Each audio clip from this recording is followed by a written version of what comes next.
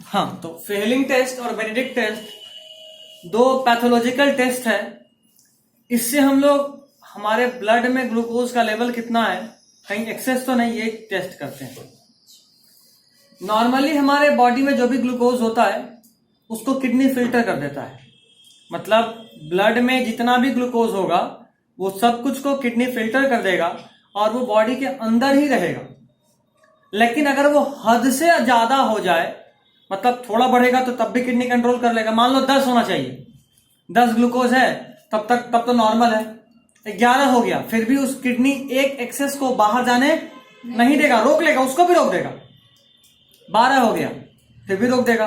13 हो गया तो मैक्सिमम टाइम्स रोक देगा, लेकिन कभी कभी हो सकता है एक आध निकल जाए। 14 हो गया तो फ्रीक्वेंटली यूरिन में मिल जाएगा। बट 15 हो गया, 16 हो गया तो अब हद से ज्यादा हो गया, तो अब किडनी ज्यादा ताकत नहीं लगाएगा, जो भी एक्सेस है सबको छोड़ देगा। जो भी एक्सेस ग्लूकोज है वो सब किडनी के थ्रू, मतलब यूरिन के साथ पास आउट होना शुरू हो जाएगा। और हम लोग शुगर टेस्ट में दो तरह का टेस्ट करते हैं, एक तो नॉर्मल जो ब्लड से टेस्ट करते हैं और एक यूरिन से करते हैं। तो ब्लड वाला टेस्ट तो इसलिए है कि भाई आपके बॉडी में खाने के जस्ट बाद, खाने के पहले नॉर्मली कितना शुगर रह रहा है ये देखने के लिए। लेकिन अगर आपके यूरिन में कई बार आप यूरिनेट किए और वहां पे चींटी लग गई, कई बार ऐसा भी होता है, और चींटी लगी मतलब वहां पक्का ग्लूकोज है। चींटी मीठे चीज पे ही लगती है, नमक को कभी चींटी लगते देखे? सब्जी बना के छोड़ दे चींटी खा गई, ऐसा नहीं होता। हलवा बना के छोड़े तो चींटी पूरा कढ़ाई उठा के ले जा सकती है। तो ये जो यूरिन में शुगर था, इसको टेस्ट करने के लिए ये दोनों हम लोग यूज करते हैं। तो दो सॉल्यूशन होता है, ये बना हुआ होता है, आपको मिलेगा ही, बेनेडिक्ट सॉल्यूशन और फेलिंग सॉल्यूशन बना बनाया मिलता है। आप चाहें तो खुद से भी बना सकते हैं। तो चुपचाप बेनेडिक्ट सॉल्यूशन और फेलिंग सॉल्यूशन लीजिए, यूरिन में ड्रॉप कीजिए। अगर यूरिन का कलर ब्रिक रेड में कन्वर्ट हो गया, ब्रिक रेड मतलब ईंटा का जैसा लाली होता है वैसा लाल हो गया, मतलब कि उस यूरिन में ग्लूकोज था। और अगर नहीं होता मतलब उसमें ग्लूकोज नहीं था। तो अगर यूरिन में ग्लूकोज मिल गया मतलब आपके बॉडी में हद से ज्यादा ग्लूकोज है, क्योंकि थोड़ा ज्यादा होता तो क्या किडनी के थ्रू पास आउट होता? नहीं होता। मतलब अगर यूरिन पॉजिटिव हो गया ग्लूकोज के लिए तो ग्लूकोज का लेवल कुछ ज्यादा ही अधिक है आपके बॉडी में, आपको रेगुलर मेडिकेशन का जरूरत है। ग्लूकोज और बीपी, अगर ये दो बीमारी आपको कभी भी लाइफ टाइम में हो जाए, एक बात जान लीजिए कि उसके बाद से आप जितने टाइम भी, नॉर्मली दिन में 2 या 3 टाइम दवा खाने को बोला जाता है, जितने टाइम भी दवा मिस करेंगे आप अपने लाइफ स्पैन को उतना ज्यादा कम करते चले जाएंगे। कोई गलती माफ नहीं होगा। अगर आप एक टाइम का दवा मिस किए तो समझिए कि लाइफ स्पैन आपका कम हो गया। फिर बाद में ये नहीं कि नहीं नॉर्मली थोड़ा हेल्दी खाना खा लेंगे, थोड़ा दौड़ वोड़ लेंगे तो लाइफ स्पैन ठीक हो जाएगा ना। जो डैमेज हो गया वो हो गया, क्योंकि ये पूरे बॉडी को एक साथ डैमेज करता है। नॉर्मली सोचो, ये लड़का लोग अक्सर किया होगा, विश्वकर्मा पूजा में गाड़ी वाड़ी धोने मिलता है, गाड़ी धोने के बाद पाइप से खुद को भी धो लिया जाता है ना। तो जब आप पाइप से धो रहे होते हैं खुद को, तो पाइप का प्रेशर जितना ज्यादा होता है आपको उतना अधिक चोट लगता है ना। तो सोचो वैसे ही ब्लड प्रेशर भी अगर अधिक होगा तो बॉडी के हर एक सेल को चोट लगता होगा। अच्छा, अगर आपको चोट 5 मिनट तक लगा तो फिर आप सामने वाले को थोड़ा सुनाते हो, पहले थोड़ा प्यार से बोलते हो, फिर थोड़ा और प्यार से बोलते हो, फिर हद से ज्यादा प्यार दिखाते हो, है ना। इतना ज्यादा प्यार कि सामने वाले की आंख से आंसू गिर जाए, ऐसा भी प्यार होता है कई बार। तो आप 5 मिनट से अधिक सह नहीं पा रहे हो, तो सोचो आपका सेल हर सेकेंड उस प्रेशर को झेल रहा होगा, तो क्या वो चोटिल नहीं होगा? डैमेज होगा। डैमेज होगा तो सेल डैमेज हो रहा, वो भी पूरे बॉडी के एक साथ। तो आप कैसे उम्मीद कर रहे हो कि आप ठीक कर लोगे? 1-2 जगह डैमेज हो तो हो सकता है आप ठीक भी कर लो, पूरा बॉडी एक साथ डैमेज हो रहा है। इसलिए बीपी और शुगर को साइलेंट किलर बोलते हैं। पता नहीं चलता लेकिन लगातार आपको मार रहा होता है। बोले ना, एक भी समय का दवा मिस किए तो मतलब कि बीपी थोड़ी देर के लिए बढ़ेगा, और अगर बढ़ेगा या शुगर का लेवल बढ़ेगा या घटेगा, शुगर का लेवल घटना तो और खतरनाक है। चलते चलते आप बेहोश होकर गिर सकते हो, आपके सेल को फूड ही नहीं मिल रहा है, सेल बेचारा भूखा बेहोश हो जाएगा, सेल बेहोश होगा, ओवरऑल आप भी बेहोश होंगे। तो शुगर डाउन होना और ज्यादा खतरनाक, कई बार इंस्टेंट डेथ होता है ब्रेन को। सर अगर हम शुगरी चीज खा भी रहे तभी भी सप्लाई नहीं होता है सेल? नहीं, शुगर अगर आप ले रहे हैं इनटेक, एक्चुअली यही करते हैं जिसको शुगर डाउन होता है वो अपने पॉकेट में हमेशा टॉफी लेके घूमता है। जब भी थोड़ा भी चक्कर टाइप लगे तुरंत एक टॉफी खा लीजिए, तुरंत से शुगर मेंटेन हो जाएगा बॉडी का। और उसमें थोड़ा भी देर किए तो शायद आप फिर कभी टॉफी ना खा पाए। ऐसा होता है, एक्चुअली ऐसा होता है कि आप थोड़ा भी देर किए तो कहानी ही खत्म, मौका ही नहीं देता ये सब। ब्रेन को खाना नहीं मिलेगा, ब्रेन तुरंत रुक जाएगा, ब्रेन रुका तो कहानी खत्म। हार्ट को खाना नहीं मिला, हार्ट सेल को, हार्ट में कौन सा सेल होता है, कौन सा मसल होता है? Cardiac muscle. कार्डियक मसल सिर्फ हार्ट में होता है और कुछ आर्टरीज में, बड़े बड़े आर्टरी, जो कौन से आर्टरी से बॉडी में ब्लड पास होता है ऑक्सीजनेटेड? एरोटा। तो इस एरोटा में भी इसका जो ओपनिंग होता है, जो हार्ट से ज्वाइंट होता है, वहां भी कार्डियक मसल होता है। ये एक ऐसा मसल है जो तब तक चलता है जब तक हम लोग जिंदा हैं, लगातार। ठीक है। और ये अजीब बात है कि नॉर्मली कोई भी मसल को आप 1 घंटा काम कर लो लगातार तो आप थक जाते हो, हार्ट मसल नहीं थकता। इसका 2-3 कारण है। कारण नंबर 1 कि इसको ऑक्सीजन सप्लाई बहुत तेजी में दिया जाता है, लगातार इसको ऑक्सीजन दिया जा रहा होता है ताकि ये थके नहीं, फैटिग ना हो, लैक्टिक एसिड का एक्यूमुलेशन इस तरह का कोई चीज ना हो। दूसरा, जब आपका बॉडी, आप मान लो हाथ ऐसे या सीधा कर रहे हो या घुमा रहे हो, मतलब आप हाथ को कॉन्ट्रैक्ट और रिलैक्स करा रहे हो, और ये जितना ज्यादा तेजी में होगा आप उतना जल्दी थकोगे। यही होता है ना सर? हाँ। सर लोग कहते हैं कि सुबह सुबह ऐसे उठोगे तो उतना एनर्जाइज फील नहीं करता है, लेकिन अगर आप 15 से 20 मिनट एक्सरसाइज करोगे तो माइंड के पास ऑक्सीजन का सप्लाई ज्यादा होता है। बैठो, अगर हमको भूख लगा है तो जाहिर सी बात हम ज्यादा खाना खाएंगे सर, यानी पूरे दिन वो एनर्जाइज रहेगा वो? ऐसा नहीं होता, लेकिन हाँ सुबह अगर एनर्जाइज आप हैं तो मूड अच्छा रहता है। मूड अच्छा रहा तो हमारा बॉडी जो है ना वो फिजिकल से ज्यादा मेंटली कंट्रोल होता है। आप कितने भी हेल्दी हो, सामने वाला 4 गाली दे लिया तो मुंह तो लटकना है ना। और आप कितने भी बीमार हो, अगर अंदर से खुश हैं तो फिर क्या ही कहना है ना। मतलब बहुत जबरदस्त वाला नींद आ रहा है बट उसी वक्त व्हाट्सएप पे किसी का मैसेज आ गया, नींद कहाँ गया कुछ आता पता नहीं, है ना। ये होता है मेंटल। फिजिकली आप कितने भी थके हो बट अगर आप मेंटली बोलते ना अटेंटिव हैं तो फिर बॉडी भी काम करेगा। खैर, तो बॉडी में ग्लूको, एक तो ये चीज हुआ, और दूसरा चीज हार्ट नहीं थकता। इसका कारण ये भी है ना कि हार्ट अपने नॉर्मल साइकिल में बहुत रेस्ट भी करता है। हाँ, total heart cycle, cardiac cycle में से मैक्सिमम टाइम उसका रेस्ट वाला होता है। अब वो क्या बोल दिया, ये मैक्सिमम के पल्ले नहीं पड़ा होगा, हम उसको हाँ बोल के क्या बोल दिए ये तो और पल्ले नहीं पड़ा होगा। कोई नहीं, 1 साल का और वेट कीजिए, 11th में आइए तब। अभी डॉक्टर नहीं बनना है, 11th में बनेगा डॉक्टर। खैर, तो कहने का मतलब ये था ना, अगर आप बस फील करना चाहते हो कि हम क्या बोले कि वो आराम से रेस्ट भी कर लेता है। हार्ट में 4 चैम्बर होता है, चारों चैम्बर एक साथ कॉन्ट्रैक्ट या रिलैक्स नहीं होता। रिलैक्स मतलब आराम करना, कॉन्ट्रैक्ट मतलब काम करना। कॉन्ट्रैक्शन एक साथ नहीं हो रहा था, बताए भी थे। एक बार में आर्ट्रियोल कॉन्ट्रैक्ट किया, उसके बाद रिलैक्स कर गया, फिर वेंट्रिकल कॉन्ट्रैक्ट किया, फिर रिलैक्स कर गया। तो हमको लगता है कि लगातार वो कॉन्ट्रैक्ट रिलैक्स कर रहा है, बट ऐसा नहीं। पहले ऊपर का चैम्बर कॉन्ट्रैक्ट किया तो नीचे वाला आराम कर रहा है, फिर नीचे वाला कॉन्ट्रैक्ट किया तो ऊपर वाला आराम कर रहा है। तो भले ही वो लगातार चल रहा हो बट लगातार वो आराम भी कर रहा होता है, रेस्ट भी कर रहा होता है। जल्दी जल्दी रेस्ट करते जाइए, कॉन्ट्रैक्ट करता है सर। इसका एक्चुअल फील टाइम के साथ तो क्लास 11th में आएगा। कुछ पूछना है किसी को? कर लो अपने साइड में, वो शांति से घूमेगा ना। छोड़ दो छोड़ दो छोड़ दो। हाँ ठीक है ठीक है, इतना आवाज हम बर्दाश्त कर सकते हैं। ये वाला तो कुछ ज्यादा ही चीखता है, ऐसा लगता है ऑन करते ही रोना शुरू, हमको फिर हाँकना होगा। ठीक है, हाँ तो लीवर से कौन सा डाइजेस्टिव एंजाइम रिलीज होता है? लीवर से कौन सा डाइजेस्टिव एंजाइम रिलीज होता है? एंजाइम कोई डाइजेस्टिव जूस रिलीज होता है? पैंक्रियाटिक जूस का बात कर रहे हैं। वापस से क्वेश्चन बताओ। लीवर से कौन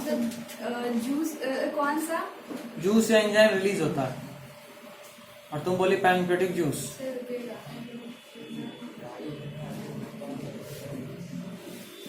HCl का सर बात करते हैं। ठीक, रुक जा।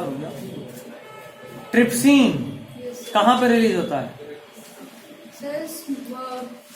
सर लीवर में ही, लीवर में। प्रोटीन पे एक्ट करता है। पैनक्रियाटिक जूस कहाँ पे रिलीज होता है? पैनक्रियास में, वहां से होता है, कहाँ पे रिलीज होता है? Small intestine. स्टमक में कौन सा होता है फिर? स्टमक में कौन सा एंजाइम रिलीज होता है या जूस रिलीज होता है? HCl होता है। ये तो एसिड है, एंजाइम का बात कर रहे हैं। म्यूकस होता है हम एंजाइम का बात किए। और एंजाइम। बैठो। 5 में से सिर्फ एक सही था, तो पीछे का रिवाइज नहीं था। रिवाइज नहीं था। मैंने बताने का या नहीं? पूछें क्या पढ़ी हो ये बताओ। पूरा पढ़ी हो? गुड। रिस्पायरेशन कितने टाइप का होता है? रिस्पायरेशन, पहले क्या होता है रिस्पायरेशन?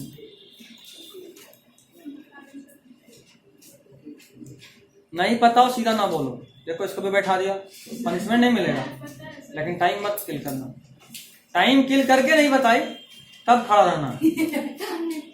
गुड, ज्यादा सही था। इथेनॉल का फॉर्मूला बताओ। इथेनॉल का फॉर्मूला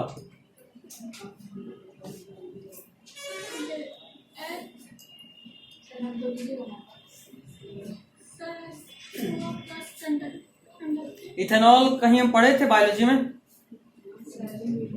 कहाँ पढ़े थे? फिर से बोल रहा हूँ, आता हो तो हाँ, नहीं तो फिर ना। टाइम किल करके ना हुआ तो फिर खड़ा रखेंगे। सर मत पूछिए। बैठो। सर हम बताएं सर इसका। पढ़ा है? इथेनॉल कहाँ पढ़े थे?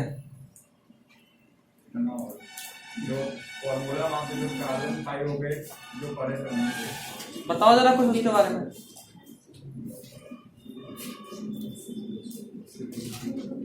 नहीं, ठीक है।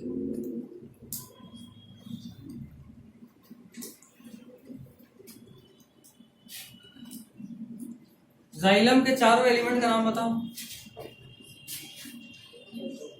Xylem parenchyma, xylem fibre, xylem trachea और जाइलम वेसल। फ्लोएम के 5 एलिमेंट का नाम?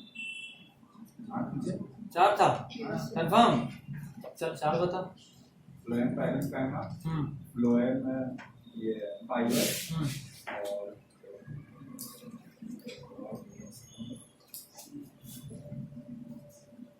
जाइलम में कितने एलिमेंट लिविंग थे और कितने डेड थे?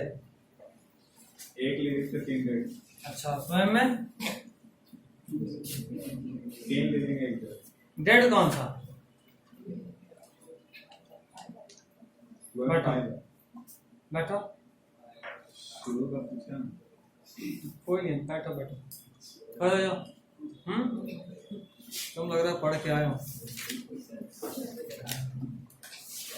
कितने सैलिवरी ग्लैंड होते हैं हमारे बॉडी में? कितने सैलिवरी ग्लैंड होते हैं? नाम क्या तुम्हारा?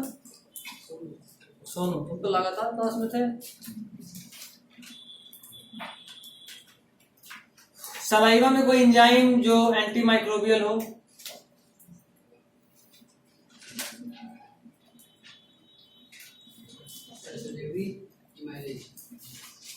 अमाइलेज नाम खटक रहा है। ये नाम हम लोग स्पेशली पढ़े थे कि भाई अमाइलेज मतलब स्टार्च को डाइजेस्ट करेगा, तो मैंने पूछा एंटी माइक्रोबियल।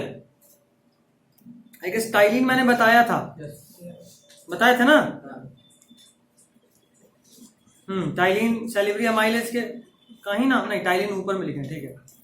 टाइलिन लिख दिए तुम बीच में और ऊपर में लिखिए एंटी माइक्रोबियल। ऑनलाइन वाला पढ़ ले नहीं पढ़ा है अभी वाला सब समझ लो हमसे पूछ नहीं किया शादी करो।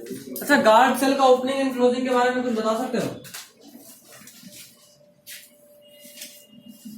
नहीं तो सीधा नहीं, पनिशमेंट नहीं मिल रहा, बस बता दो हाँ या ना। ठीक है बैठो।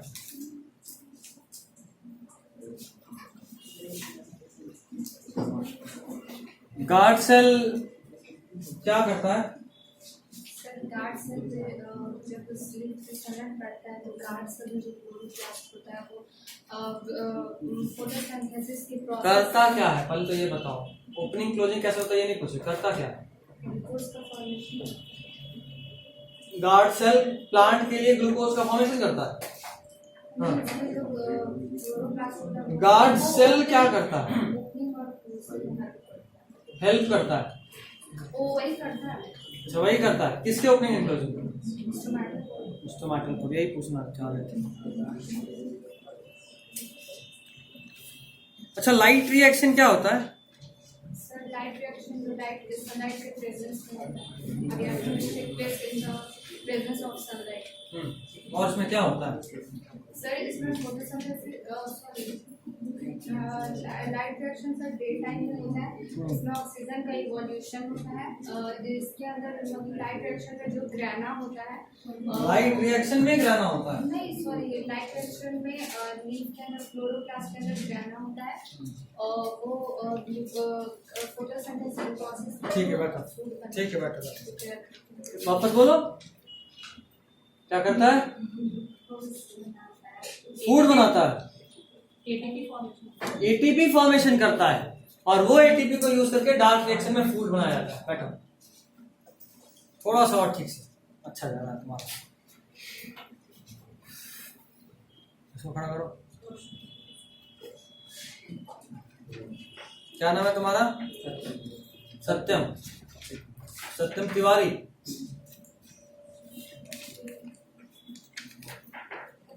मैकेनिज्म ऑफ ब्रीदिंग के बारे में कुछ बताओगे? कैसे इनहेलेशन करते हैं, कैसे एक्सहेलेशन करते हैं, थोरेसिक कैविटी किससे मिलकर बना हुआ होता है, इस तरह का कुछ भी नहीं।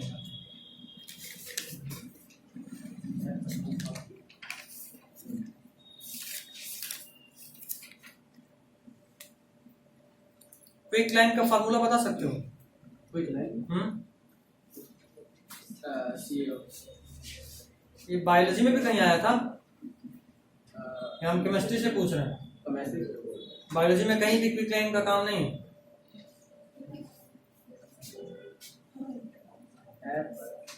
याद नहीं।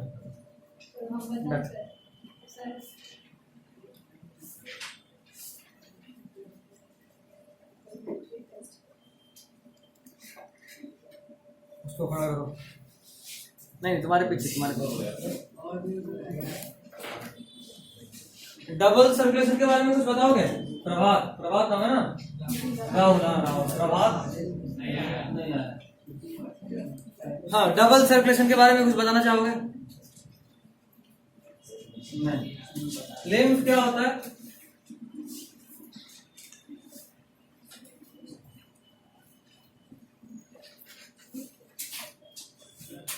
नहीं। लास्ट क्लास में थे? लास्ट क्लास का शुरुआत लिम्फ से किए। तुम पढ़ नहीं रहे हो, अब एक्सक्यूज मत दो, हमको पता नहीं पढ़ रहे। कोई टॉपिक जो तुम पढ़े हुए हो? नहीं पढ़ रहे। अगले क्लास में आते के साथ पहला तुमको ही खड़ा करके 10 मिनट पूछूंगा, चाहे जितना क्वेश्चन उसमें हो। ठीक, बैठिए। और अगर नहीं आए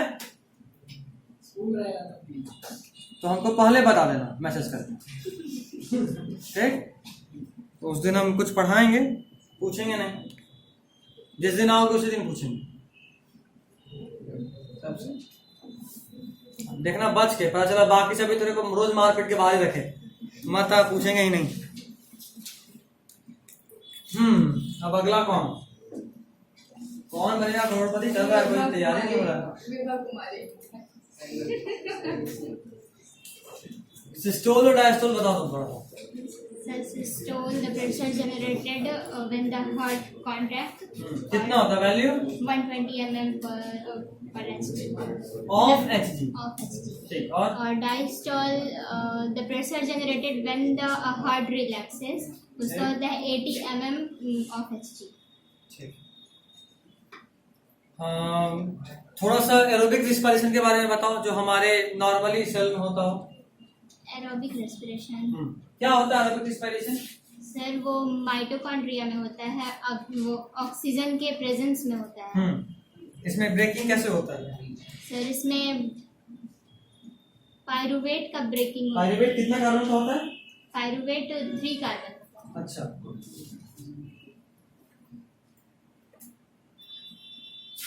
नहीं नहीं, सही सही तो उसके आगे करके बताते हैं।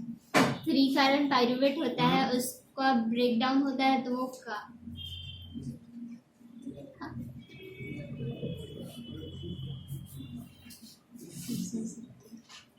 बेटर। कोई इसको कंप्लीट करना चाहेगा? सर सर सर हम बहुत गलती किए सर, हमसे पूछ लीजिए सर। सर हम दोबारा मौका नहीं। सर बताओ तुम्हारा नाम? शिवम कुमार सिंह। अच्छा, शिवम तिवारी, सत्यम तिवारी। हाँ ठीक, शिवम। चलो, ग्लूकोज एक कॉमन मॉलिक्यूल है जो कि ग्लाइकोलाइसिस के दौरान ग्लाइकोलाइसिस कहाँ होता है? कहाँ? साइटोप्लाज्म होता है। साइटोप्लाज्म मतलब किसी भी सेल में हो सकता है। साइटोप्लाज्म तो हर सेल में है, हाँ सर, किसी में भी हो जाएगा। फिर ठीक, उसके बाद उसके बाद एरोबिक रेस्पिरेशन जब होता है तो वो माइटोकॉन्ड्रिया के अंदर ऑक्सीजन के प्रेजेंस में CO2 + H2 + एनर्जी होता है। CO2 + H2O + energy. ठीक, और वहीं अगर ऑक्सीजन या फिर ऑक्सीजन है ही नहीं तो वो इथेनॉल + एनर्जी। ठीक है, और फिर अगर ऑक्सीजन कम है थोड़ा सा है लेकिन बहुत कम ऑक्सीजन है, वो ह्यूमन बॉडी में जनरली मसल सेल में होता है तो लैक्टिक एसिड + एनर्जी होता है। इथेनॉल कितने कार्बन का और लैक्टिक एसिड कितने कार्बन का? इथेनॉल 2 कार्बन मॉलिक्यूल्स और lactic acid 3 carbon molecules. Ethanol 2 carbon और लैक्टिक एसिड 3 कार्बन 3 कार्बन। जरा लैक्टिक एसिड का फार्मूला बताओ। C2H5OH। वापस बोलो। C2H5OH। पूछे क्या थे? सॉरी इसके क्या बोल रहे थे आप? वही तो तुमसे पूछ रहे हैं। क्या पूछे थे तुमसे? इथेनॉल। इथेनॉल पूछे थे। लैक्टिक एसिड का बताओ। लैक्टिक नहीं पता। नहीं पता, चलो एक चीज तो नहीं पता, अभी थोड़ा सुकून मिला। इंटरकोस्टल मसल कहीं होता है? इंटरकोस्टल मसल ऐसा कोई नाम सुने हो? नहीं सुना। 2 रिब्स के बीच में जो मसल होता है इंटरकोस्टल मसल बोलते हैं। ठीक है। कार्टिलेजिनस रिंग सुने? कहाँ होता है? क्या काम है? सर स्टील को कोलैप्स करने को बताता है। अच्छा, कंप्लीट है इनकम्प्लीट है? Complete incomplete. Back side. अच्छा, हमारे रिब केज में कितने रिब्स होते हैं? 12 पेयर्स ऑफ रिब्स। कितने टाइप के? 3 टाइप्स। कौन कौन? ट्रू हम्म ट्रू होता है, फॉल्स और सर ट्रू फ्लोटिंग और एक होता है याद नहीं तो। बैठ। 3 गलती कर दी फाइनली, तो बैठ।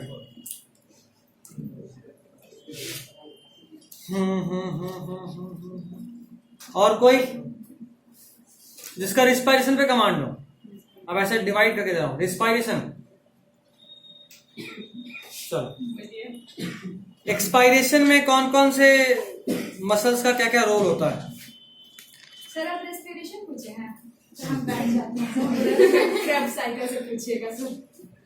गुड, अच्छा वो पहले बैठ गए। खड़ा भी नहीं होती तो और अच्छा रहता। खड़ा होके बैठी तो थोड़ा बेइज्जती तो नहीं गया। कोई नहीं, सवाल तो अब सब लोग सुन लिए। कौन से मसल का क्या रोल होता है, मतलब कब कौन सा मसल कॉन्ट्रैक्ट रिलैक्स होता है एक्सपायरेशन के वक्त? बताओ। सर डायफ्राग्राम रिलैक्स होता है,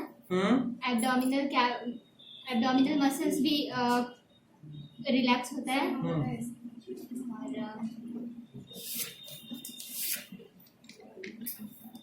और जो इंटरकोस्टल मसल्स है वो एक्सपैंड करता है। बैठो। stand-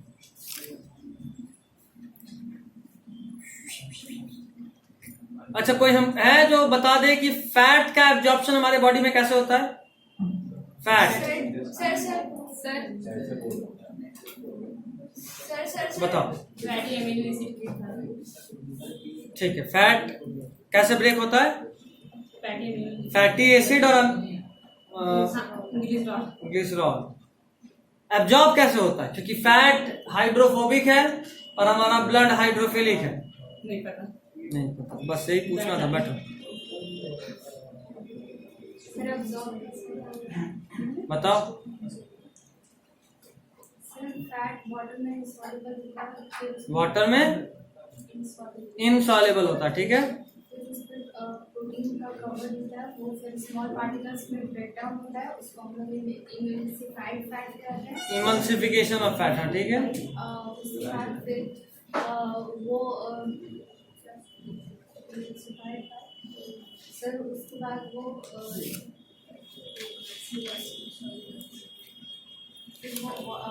emulsified fat बॉडी में soluble हो जाता है, स्मॉल पार्टिकल्स में ब्रेक डाउन होता है, फिर वो स्मॉल इंटेस्टाइन के वॉल्स के थ्रू अब्जॉर्ब कर लिया जाता है और जब ब्लड जो होता है स्मॉल इंटेस्टाइन के वॉल में कांटेक्ट में आता है तब डिफ्यूजन हो जाता है। और बैठो। finally- बैठो।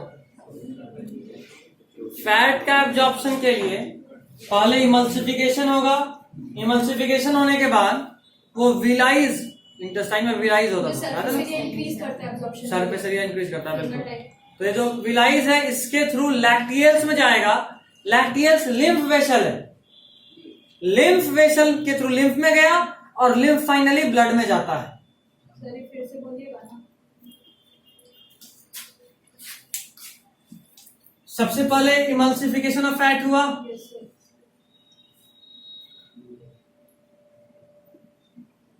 इमल्सिफिकेशन ऑफ फैट हुआ।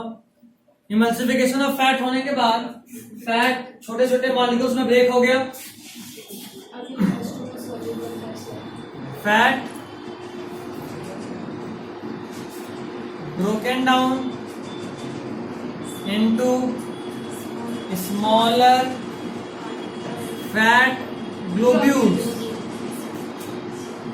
इमल्सिफिकेशन में क्या हुआ था? Covering up by protein, Yes, sir. Protein से cover. Covering bye protein. उसके बाद छोटे छोटे फैट ग्लोब्यूल्स में ब्रेक हुआ। इसके बाद क्या हुआ कि ये विलाइज के थ्रू एब्जॉर्ब होकर कहा गया? लैक्टियल्स में, जो कि एक लिम्फ वेसल है। आप सभी को पता है विलीज का अगर आप डायग्राम देखिएगा तो कुछ ऐसा होता है Finger-like projection. और इसमें बीच में एक ऐसा वेसल होता है, याद आ रहा है? Yes, sir. ये लिम्फ भी अलग से बना देता हूं। एक मान लो ये वाला ब्लड है तो एक और यहीं पे होगा जो इससे लिपटा हुआ होगा और ये लिम्फ होगा।